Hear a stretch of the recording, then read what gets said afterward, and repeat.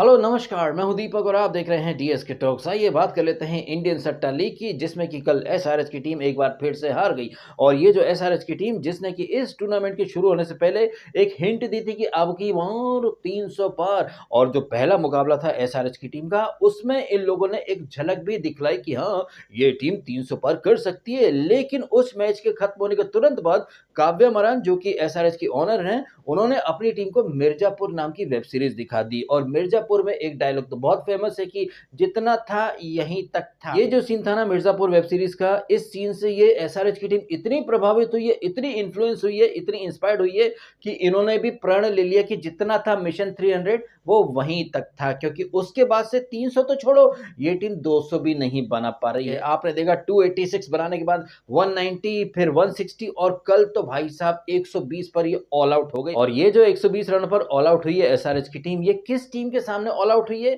अरे भैया, उसी केकेआर की टीम के सामने, जिस टीम के सामने ये पिछले आईपीएल का फाइनल हारे बैठे हैं। और ये केकेआर की टीम जो कि उतरी है डिफेंडिंग चैंपियन का टैग लेकर के, लेकिन डिफेंडिंग चैंपियन के तौर पर ये खेल नहीं रहे हैं, वो झलक नहीं दिख रही है। पिछले मैच में आपने देखा था कि कैसे मुंबई इंडियंस की टीम ने वानखेड़े के ग्राउंड में इनका कचूमर निकाल दिया था। तो वो जो हार की फ्रस्ट्रेशन थी, वो जो गुस्सा था, इन लोगों ने एसआरएच के ऊपर पूरी तरह से उतार करके रख दिया। वैसे देखा जाए तो जब ये मैच शुरू हुआ और पैट कमिंस टॉस जीतता है तो ये फील्डिंग चुनते हैं।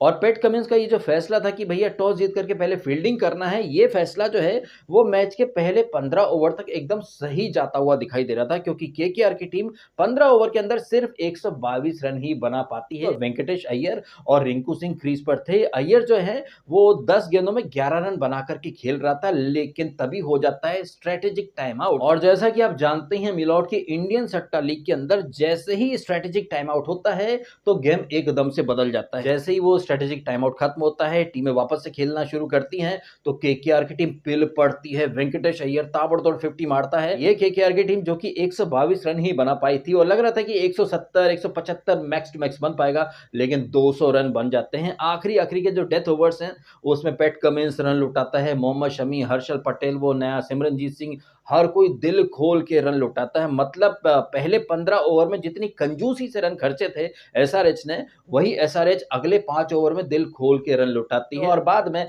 जिस तरह से 200 का टारगेट चेस करने ये लोग उतरते हैं, पहले ही ओवर में ट्रेविस हेड आउट हो जाता है। जिस बॉल पर आउट हुआ ये ट्रेविस हेड, उस बॉल से एक बॉल पहले वो चौका मारता है। वो चौका भी तुक्के से लग जाता है, बॉल काफी रुक करके आती है, ये बंदा जल्दी खेल जाता है। लेकिन वहां पर उसने अपनी गलती से सबक नहीं सीखा। उसने ये नहीं देखा कि बॉल रुक करके आ रही है, थोड़ा संभल के खेलता हूं, लेकिन नहीं, अगली बॉल पर फिर से शॉट मारा और भाई साहब आउट हो जाता है। और सामने विकेट लेने वाला बॉलर कौन था? बॉलर था वैभव अरोड़ा। हालांकि उसका नाम है वैभव अरोड़ा, लेकिन एसआरएच वाले जो है ना, वो कहीं ना कहीं केकेआर के इस बॉलर के अंदर मिचेल स्टार्क को देख रहे थे। मिचेल स्टार्क अभी डीसी में चला गया है, लेकिन मिचेल स्टार्क का जो खौफ है वो एसआरएच के बल्लेबाजों के ऊपर इस कदर हावी है कि इन लोगों ने वैभव अरोड़ा के अंदर भी मिचेल स्टार्क को देखना शुरू कर दिया। फिर एक के बाद एक वो ट्रेविस हेड, फिर अभिषेक शर्मा, फिर ईशान किशन, नीतीश कुमार रेड्डी जो कि चेस करने के लिए बिल्कुल भी नहीं था रेड्डी, अकेला कलासन ने कुछ 30 समथिंग बनाए हैं। उसके अलावा भाई साहब ये टीम इतनी बुरी तरह से कोलैप्स करी है कि वो टीम जो कि 300 का नारा लगा रही थी, वो 120 पर ऑल आउट हो जाती है।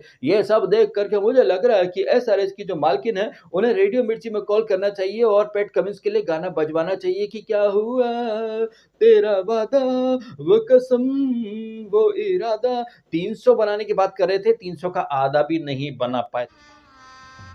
गजब बेइज्जती है। अब ये एसआरएच की टीम जिसने कि कल रात को केकेआर से हार करके इस सीजन में अपनी हार की हैट्रिक पूरी कर ली है, बट इस हार के बावजूद भी ये लोग अपना अल्ट्रा अग्रेसिव अप्रोच जो है उसे बदलेंगे नहीं। बिल्कुल वैसे ही जैसे वो इंग्लैंड की टेस्टिंग, वो बेसबॉल की पिपड़ी बजाती है।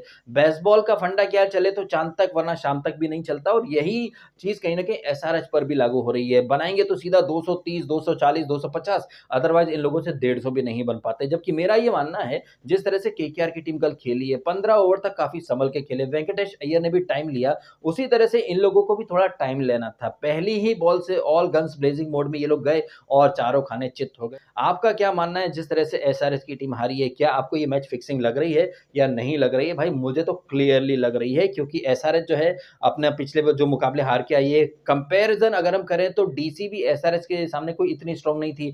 एलएसजी भाई साहब वो तो कतई नो बड़ी टीम, वो भी हरा करके चली गई है। अभी आईपीएल में मैच फिक्सिंग कैसे होती है, सट्टेबाजी कैसे होती है, बैटिंग कैसे होती है, जो स्ट्रॉन्ग टीम होती है उसी के ऊपर ज़्यादातर लोग दाँव खेलते हैं, कमज़ोर टीम को इतना कोई तवज्जो देता है नहीं। तो एलएसजी एसआरएच के मैच में जिन्होंने एलएसजी पर दाँव खेला, वो अच्छा खासा करोड़ों छाप गए होंगे, और कल जिन्होंने केकेआर पर दाँव खेला होगा उन लोगों की तो मतलब पौबारा हो गई होगी। हालाँकि एसआरएच की टीम हार गई है, लेकिन इन्हें हारने का भी अच्छा खासा पैसा मिला होगा, बिकॉज़ इंडियन सट्टा लीग में तो भाई साहब टीमें हारने के ज़्यादा पैसे कमा जाती हैं बनिस्बत कि वो जीतें। ट्रॉफ़ी वगैरह में कितना 20 करोड़ मिलेगा, 24 करोड़ मिलेगा, इतना तो शायद वो एक मैच को हारने पर ही कमा लेती होंगी। अल्टीमेटली भाई साहब धंधा है। इन शॉर्ट अब आईपीएल में क्रिकेट वगैरह रह गया सेकेंडरी चीज़, वहाँ पर धंधा, पैसा कमाना प्रायोरिटी बन चुका है। वैसे भी हमारे देश में क्रिकेट को एक धर्म की तरह माना जाता है, और जब बात धर्म की आती है तो लोग लॉजिक को, नफ़े-नुकसान सबको साइड में कर देते हैं और अपने-अपने फ़ेवरेट क्रिकेटर को भगवान की तरह पूजना शुरू कर देते हैं। तो ऐसी जो कहीं न कहीं जो मेंटालिटी है, उसे ये ड्रीम 11, ये जितनी बैटिंग ऐप्स हैं, वो अच्छे से इनकैश कर लेती हैं। और कल रात के मैच में एसआरएच ने दिखा दिया कि कैसे ये ड्रीम 11 है या जो बाकी की जो ऐप्स हैं, वो कैसे इस गेम को यानी क्रिकेट को कंट्रोल कर चुकी हैं। 15 ओवर तक ये केकेआर जो है, वो 130 रन भी नहीं बना पाती है, वही केकेआर 200 पर पहुँच जाती है। इसे सामान्य बात अगर आप समझ रहे हैं, तो भाई साहब आपको पोगो देखना चाहिए। इसके पीछे बहुत लंबी-चौड़ी इन लोगों की प्लानिंग होगी। 16वें ओवर में वो स्ट्रैटेजिक टाइम आउट आता है, कुछ डिस्कशन होता है। अचानक से भाई साहब वो केकेआर जो कि बैक फुट पर थी, वो फ्रंट फुट पर आ जाती है, और बाद में एसआरएच वालों ने कैसे विकेट थ्रो करे, ये आपको नॉर्मल लग रहा है क्या? ये कतई नॉर्मल नहीं है भाई साहब, ये मेरा मानना है। और आज रात का जो मैच है जिसमें कि एलएसजी मुंबई से भिड़ने वाली है, आज रात के मैच में अगर एलएसजी जीत जाए तो आश्चर्य मत कीजिएगा। खैर ये तो मेरा मानना है, आपका क्या मानना है इन सारी बातों के बारे में? आप भी कमेंट करके अवश्य बताइएगा। फिलहाल आपने समय निकाला, वीडियो देखा, आपका बहुत-बहुत धन्यवाद। Thank you so much.